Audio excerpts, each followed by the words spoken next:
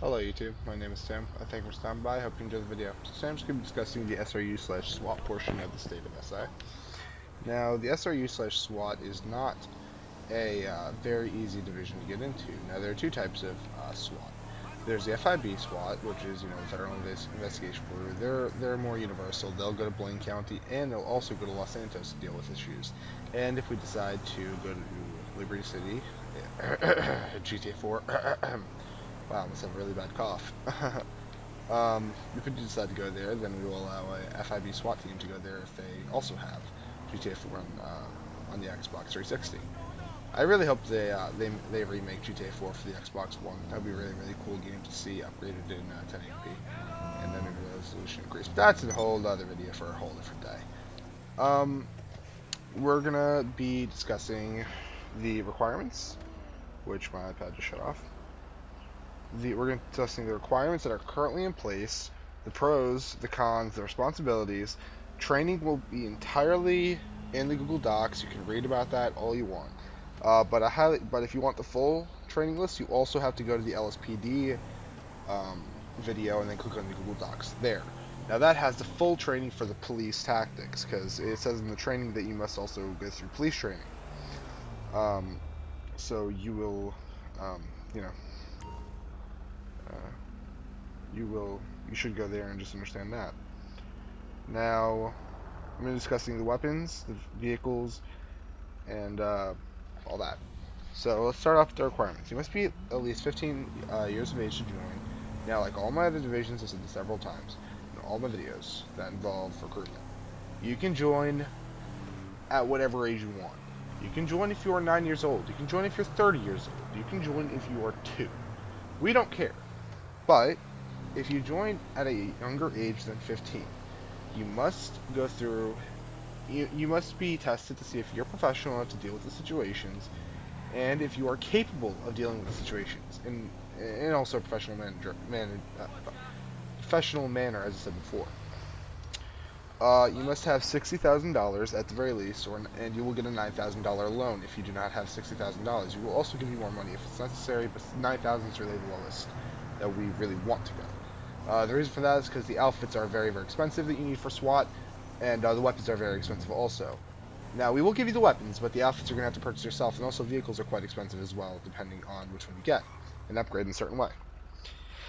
You must be at least level 25 or more, or level 11 if authorized by the chief of police. Now, the reason why is because the police outfit that we use requires, or the main police outfit, requires you to be a level 25. So you should be a level 25 if you're joining. And level 11 because there's a second outfit that you can purchase, or a second type of outfit that's in a different camouflage pattern that you can use. Now, you must have a high level of professionalism, as I said before, with the whole underage thing. You must have a basic understanding of SWAT tactics. Now, this is not just applied to, call-outs or whatever. This also applies to how to move around, like how to move in a combat situation, how to arrive on scene. You should know a few of these things beforehand. Now, we will teach it to you and your team, because you are not just being taught alone. You will be taught with a team, and you will stick with that team throughout your entire SWAT career. So, yeah, there's that.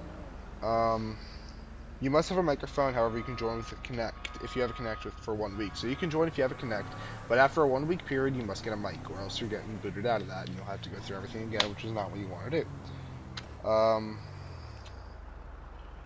Now the pros. You get special vehicles that no other division has, and you get to use special tactics and weapons that no other division has currently. You get a much more exciting role as a SWAT agent. You get a much higher level of respect, because it is harder to get into SWAT. Now, there are only 4 openings of SWAT at the moment, and each opening, there's a purpose to it. I will get into those purposes later on, so stay tuned for that. Now, the cons. It's a very aggravating job. It takes a very large amount of time to stop a hostage crisis. We're going to go with a hostage crisis for the example. You might be sitting outside of a building with some guy who has, a fucking, a random, like another civilian. You might be standing there for an hour trying to negotiate with this guy, and he might not budge at all. It's happened before in previous role plays. it's not uncommon to see some crazy situation where, somebody's taking a hostage and they're not leaving no matter what unless they have the helicopter or something, which they never get. And there's even a chance that the hostage may die. That's a very, it's a very possible thing. So your hour of waiting outside of a building might be at the end pointless because the hostage is dead anyway. It's possible. I'm stopping on the train tracks right now to read my next thing. You will get a much higher level of respect because of this aggravation and, this job that you have to perform. Oh, I'm sorry, I was reading off the pro. I should have read off the con. Reports along. Now you're supposed to fill out a report based on what has happened to you during the roleplay. We're going to design an outline for you to do. It's not going to be that difficult, but depending on the amount of calls you get and what happens on that call, you might have to fill out like a 10-minute long report, which, I mean, that sucks, but you have to keep in mind that in real life, SWAT teams are going to have to fill out reports based on what happens. I mean, if you're joining this for a realistic element, you're going to get it. And usually it's a lot longer than 10 minutes in real life, so I guess it's not that realistic. You're put under the spotlight. Now, if a hostage dies under your, situation, it's your fault. If that hostage dies, everybody's going to look at the SWAT team and be like, why didn't the SWAT team, do this and this and this? And they weren't in that situation, so they don't really, they don't really have a right to comment officially, but, they might do that. So it's going to be aggravating. And responsibilities. Now we're going to go to responsibilities. Responsibilities of the SWAT team are hostage rescue, negotiations, and tactical entries. If you don't know what any of those are, don't join SWAT. Honestly. Now, the weapons that you guys use. This is a very large weapon set. You got the MP5, the M416, the combat pistol, the normal pistol, the marksman rifle, the taser, which is a gold SNS pistol, a beanbag shotgun, which is an orange bulb-up shotgun with a suppressor, a pump shotgun, an assault shotgun, a sawn-off shotgun to shoot open door hinges, and tear gas. Now I'm going to quickly go over the vehicles.